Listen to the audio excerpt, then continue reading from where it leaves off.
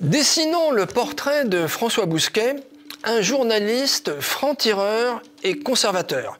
Une plume virevoltante au service de la revue Éléments et auteur d'un livre, Le racisme anti-blanc, sur lequel nous reviendrons. François Bousquet est né en 1968, parents auvergnats, petit commerçant poujadiste aux solides racines rouergates. Un père papivore le fait tomber très tôt dans la marmite typographique. Il travaillera tour à tour avec un fou génial, Jean Edernalier, et un génie inspiré, Vladimir Dmitrievitch. Éditeur, journaliste, écrivain, il vit entouré de livres comme d'autres de passions tristes. Il se dit identitaire, français d'Europe et lecteur de Balzac. Maîtrise de lettres modernes à la Sorbonne, en 1993, il est le collaborateur de Jean Edernalier au Jean Ederns Club sur Paris Première en 1995. Puis il passe à l'édition et devient directeur des éditions de l'Âge d'Homme France de 1995 à 2002.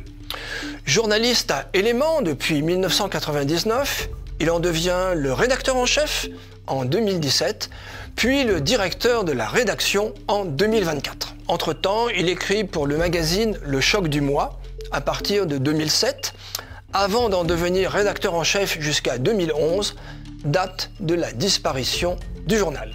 Il poursuivra en parallèle une collaboration à Valeurs Actuelles et Spectacles du Monde de 2009 à 2014. Inlassable, il crée en 2018 au Quartier Latin une librairie, la Nouvelle Librairie, qui deviendra une maison d'édition l'année suivante. Si la librairie ferme en 2024, la Nouvelle Librairie Éditeur continue son aventure éditoriale. En conclusion, je voudrais attirer votre attention sur le dernier livre de François Bousquet dont je vous parlais à l'instant, tout juste paru aux éditions de la Nouvelle Librairie. Je vous le montre. Le racisme anti-blanc, l'enquête interdite, l'enquête interdite.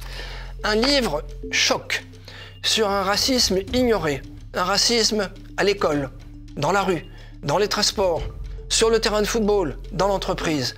Un racisme anti-européen qui frappe surtout les enfants et les adolescents.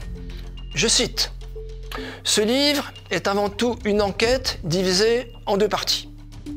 Le chic gauchiste, le choc raciste.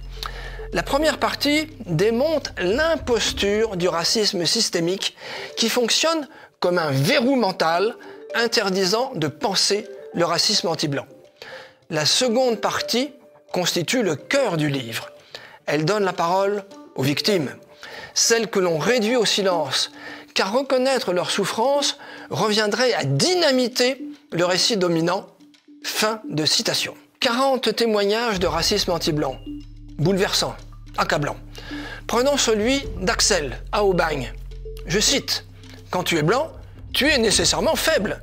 Si en plus tu es chrétien et pratiquant, ce qui est mon cas, le harcèlement prend une dimension religieuse.